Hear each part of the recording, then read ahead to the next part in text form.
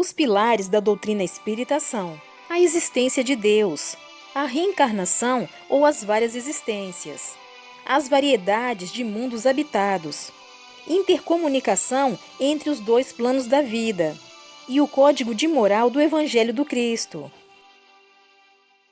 Capítulo 26. Inseminação, os novos tempos. Voltei a reencontrar o grupo e mais uma vez estávamos diante da crueldade do homem. A clínica médica mais parecia um consultório comum. Ninguém diria que era um matadouro. Ficamos na sala de espera, conversando com Samuel, um dos socorristas dos abortados. Não me contive e perguntei: Irmão, vocês tentam impedir o aborto? Algumas vezes tentamos dissuadir as gestantes, mas o nosso trabalho não é esse, e sim dar assistência aos espíritos violentados pelos encarnados. O ato é sempre muito rápido, e além do mais, repito, nós não fomos preparados para isso. Mas há irmãos que estão prestando esse trabalho evangélico. Eles tentam desesperadamente, e às vezes até o conseguem tirar a mulher da mesa cirúrgica. Verdade? Que beleza! Enquanto obtínhamos esses informes, vimos chegar uma menina aparentando 14 anos, mascando chiclete, mas parecendo um tique nervoso, acompanhada de uma bela mulher, elegante mesmo, que fumava nervosamente. Dirigiram-se à enfermaria, que as mandou esperar. Sentaram-se. A garota, completamente alheia ao seu problema, continuava a mascar o seu chiclete.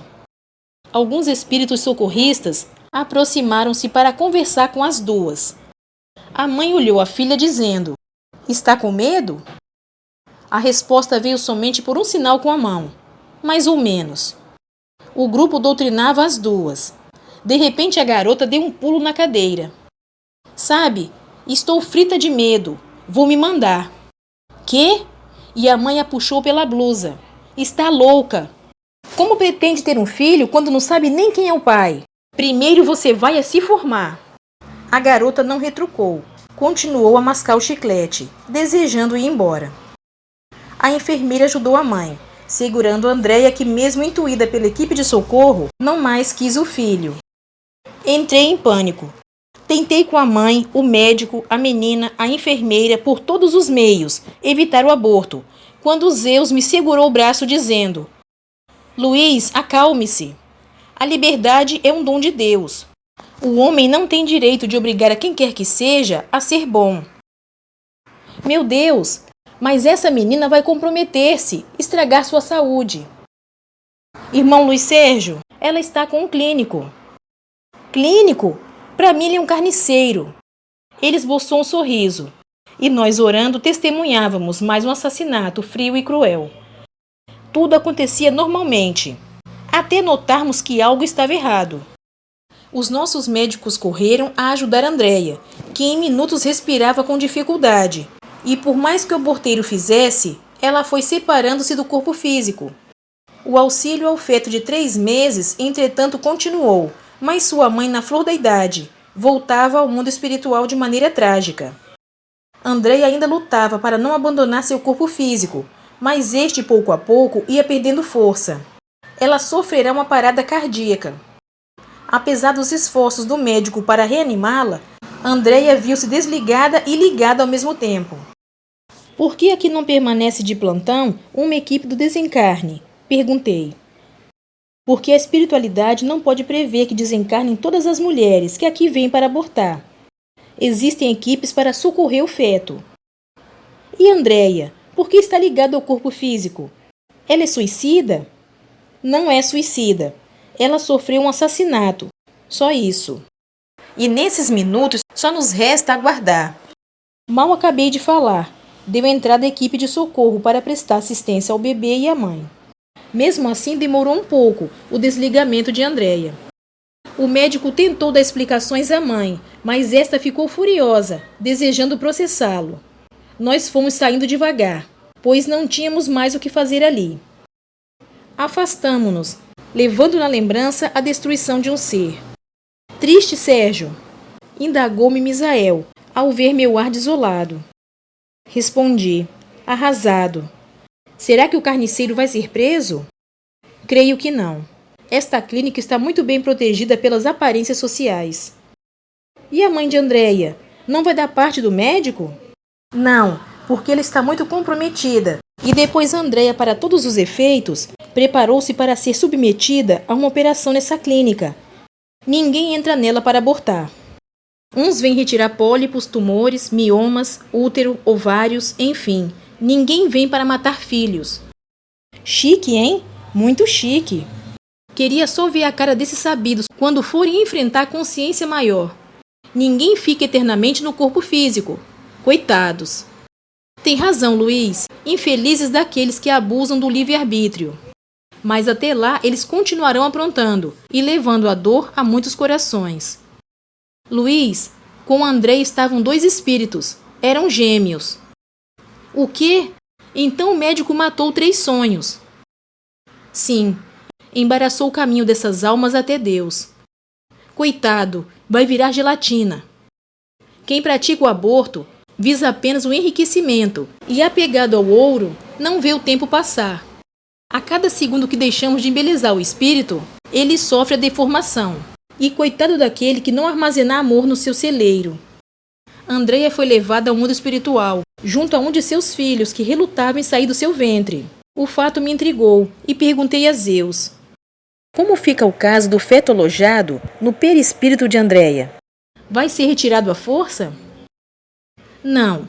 Se ela desejar e se for bom para o seu crescimento espiritual, ela terá o filho por mais 6 meses, alojado em seu ventre, e a criança nascerá na maternidade espiritual. Porém, se ficar revoltada e não desejar a criança, teremos de separá-los. Só a Andréia caberá a escolha. Então, se ela plasmar a criança no seu ventre, esta crescerá no mundo espiritual? Como Deus é bom! Se Andréia desejar, ela será mãe no plano espiritual. Era muito para minha cabeça. Cheguei ao centro espírita e fui descansar, mas nada me tirava da mente a cena do aborto. Recordei a estatística colhida pelo Departamento de Reencarnação, quando se constata que cerca de 4 a 6 milhões de brasileiras se submetem a um aborto a cada ano. Entre essas mulheres, pelo menos 1/3 são adolescentes, com idades variáveis de 12 a 20 anos. Sabemos também que 10% das mulheres que provocam o aborto morrem ou se tornam vítimas de graves sequelas, como peritonite e supuração dos ovários. A esterilidade é frequente em mulheres que sofreram abortos mal realizados. Eu pensava, como pode a sociedade ficar impassível a tantos assassinatos bárbaros, fingindo ignorá-los? Aloísio convidou-me a orar, e como bom entendedor, compreendi que só a prece acalma um espírito em desequilíbrio. No outro dia bem cedo, estava eu no auditório, esperando meus irmãos, e com prazer os recebi, amando a cada um deles. Depois de uma breve preleção sobre a vida feita por Misael, fomos informados de que iríamos a um determinado hospital, onde o médico com M maiúsculo dava à mulher e à sociedade exemplos de caráter e respeito ao sacerdócio da medicina.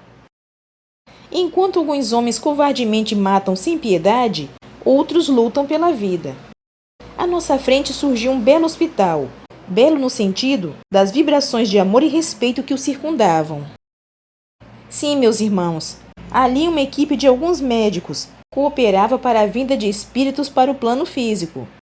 Trabalhavam com afinco para que houvesse a fecundação.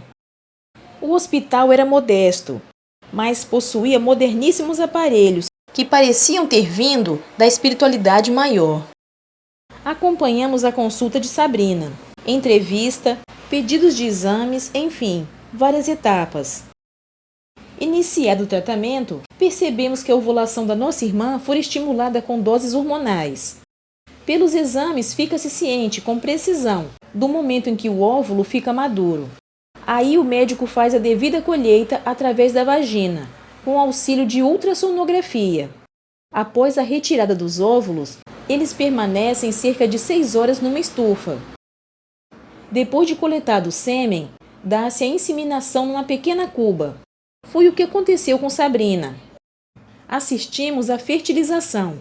Não esquecendo de dizer que no local, os construtores espirituais atentos ajudavam os encarnados, tendo como dirigente o Dr. Nagy.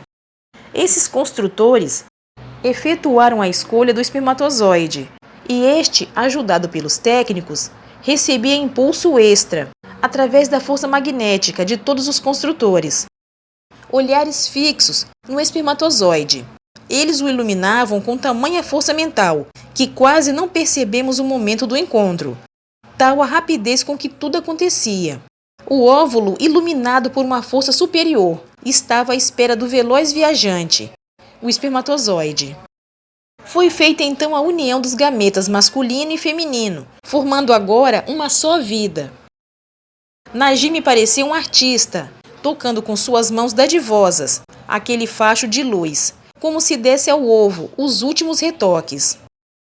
Todos nós orávamos em silêncio, enquanto o ovo fecundado era recolocado na estufa, cuja temperatura era controlada por gases coloridos. Durante algumas horas, a vida estaria fora do útero. Técnicos divinos, encarnados e desencarnados, vibravam numa só faixa, a do amor, para que aquele espírito pudesse voltar à Terra, ao contrário daqueles que impiedosamente aniquilam embriões e fetos. Há mulheres e mulheres. Umas desejam ter filhos, outras nem se tocam para a sublime missão de mãe. Confesso que eu nem piscava. As lágrimas rolaram pelo meu rosto, no momento em que Sabrina, protegida por Jesus e pelos médicos dos dois planos, recebeu o filho no seu ventre. Nagy ajudava os médicos na transferência do embrião. Aquela relíquia, o embrião, era colocado amorosamente no útero de Sabrina. O trabalho não parava ali. As equipes encarnadas e desencarnadas iam continuar vibrando para a gestação chegar ao fim, em completo êxito. Nagy é um dos médicos do Departamento da Fertilidade, e eu quis conhecer sua equipe. A irmã Salete é andrologista, o Dr. Alexandre geneticista, e os outros médicos que não me foi dado acercar-me deles, pois outra inseminação seria feita. E agora? Ainda há perigo de um aborto, doutora Salete? Sim, pode ocorrer. Mas temos fé de que o organismo material vai alimentar bem o nosso irmãozinho. Esperamos que ele tenha força suficiente para atuar, mesmo encontrando-se em forma reduzida, e que parta em busca dos elementos que o fortaleçam no plano físico. Obrigado, irmã. Assim deixamos aqueles construtores da vida. Com que amor olhei a equipe encarnada e não me contive. Beijei a mão do chefe. Ele sentiu a vibração e se emocionou, mas ainda mais o meu coração, por constatar que ao mesmo tempo em que péssimos profissionais assassinam, os verdadeiros médicos lutam pelo direito de se viver. Bendita as equipes que cooperam com o Departamento da Fertilidade. Que Deus as abençoe. Obrigada pela sua companhia. Fique com Deus e até o próximo vídeo.